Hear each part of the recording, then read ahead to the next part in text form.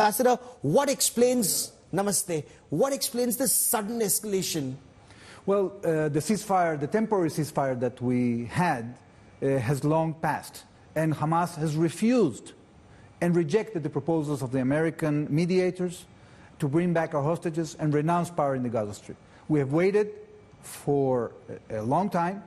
We cannot continue with the situation in which they have their hostages and they are not releasing them. And we decided to go back to push military pressure in order to get our hostages back and get, finally, a diplomatic solution for this conflict. But the escalation and the scale of escalation, you've had 400 fatalities on the other side, and they're not Hamas, so, and that too in Ramzan. Are Hamas, actually. You're saying all 400 who are dead are Hamas? Unfortunately, the Hamas leaders are hiding behind civilians, they are taking out their uniforms, they are blending into the civilian population, and they're using the civilian population as human shields. We have said that in the past. They have been abusing all the codes of humanity in order to survive in the Gaza Strip. This is not going to play for them. We have the resolution to defeat these terrorists. They have to leave the Gaza Strip. They have to let the Palestinian population to move on. They are holding hostage not just the Israeli hostages. They are holding hostages the entire Palestinian population. They deserve a better future. ये बड़ी बात आप कह रहे हैं कि Hamas के आतंकवादी जो है वो गाजा पट्टी में फिलिस्तीन के लोगों को भी उन्होंने बंधक बनाया है. But Ambassador, you've also told people, Israel's told people to move towards central Gaza. Now, is Israel creating a larger buffer zone or Israel asking people to just leave the Gaza Strip completely? Well, no. The people, Israel is not asking the Palestinians to leave Gaza completely. What we are doing is we are creating the conditions that if Hamas doesn't accept the American proposals, we are going to take over the territory, we are going to clean up the Gaza Strip, we are going to get in charge of the humanitarian assistance, because what is happening now is that Hamas is using the humanitarian assistance that is being given free of charge by the international community. They are sequestrating that, selling it to the population in order to control the population. And that's how they keep their government in the Gaza Strip. So if they don't cooperate with diplomacy, bring back the hostages, leave the Gaza Strip, we will have to go in, take over the territory, be in charge of the humanitarian assistance ourselves. That's a big, big story that you're giving us on here on Aaj Tak and on India Today. आप ये कह रहे हैं कि अगर Gaza से लोग central Gaza में नहीं गए, so Israel will move into Gaza Strip. Are you saying you'll move into Gaza Strip right from the Israel-Gaza border all the way down to the Egyptian border, all the way down to Khan Yunis, all those areas? That's a possibility. We prefer to refrain from doing it. We can achieve a diplomatic solution, but Hamas has to face the fact that they have been defeated.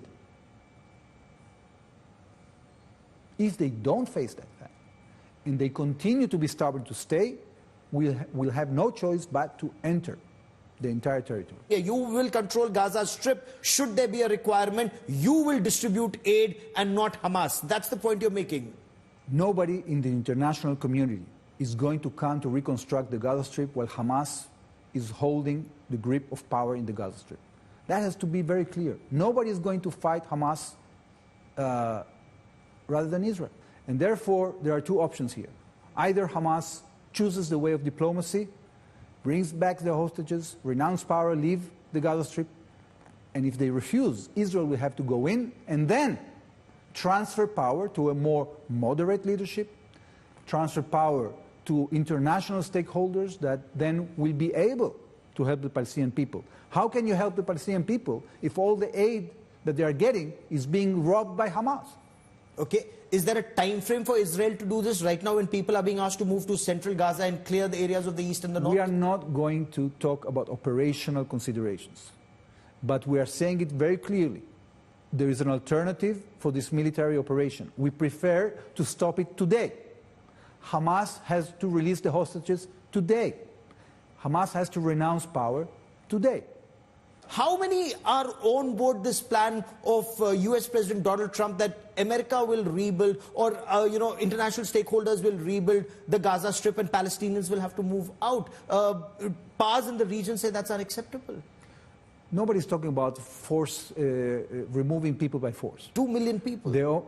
Nobody's talking about forcibly removing people.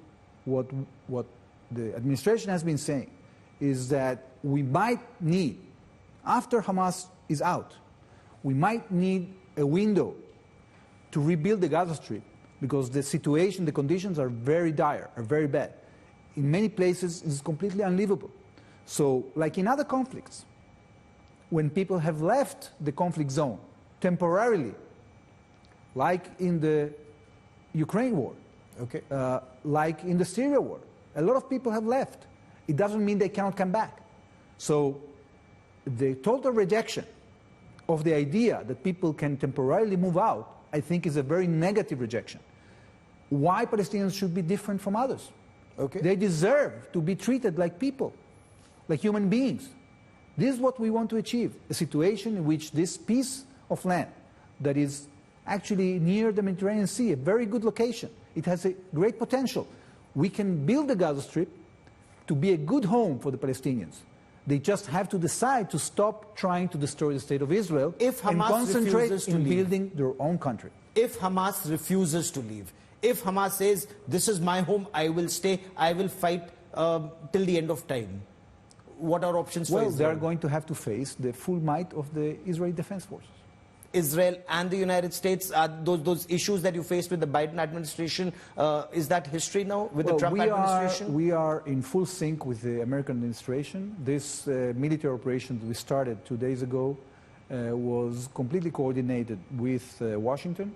And I think that there is a common approach here, that if you want to have stability in our region, you have to defeat the radicals. You have to get the radicals to understand that they cannot continuing threatening people in the region. Look what's happening with the Houthis. They are disrupting international trade. They are creating a situation in which billions of dollars of losses, ships, civilian ships are being hijacked. This is completely unacceptable. And we are seeing a new approach from Washington when it comes to this problem. I think that if we work in sync, in a coordinated way, this will send a strong message to those terrorists that want to continue disrupting our lives.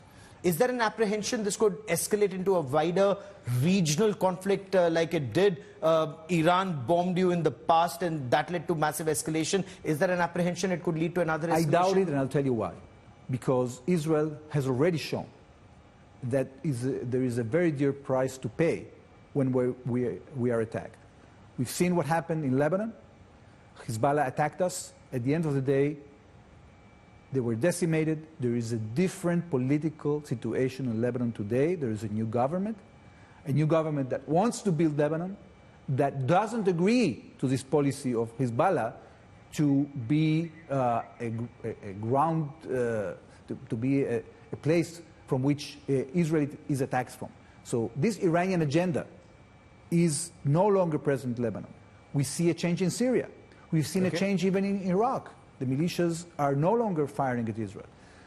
Iran has been attacked because we retaliated. So if they decide to renew their attacks, they're going to face a very dear price from us, possibly from the United States. So that's why I'm very skeptical that this very focused conflict can spread into a much wider one. That's another very big point you're making here, Ambassador, for joining me here on Aaj Tak in India today. Many thanks.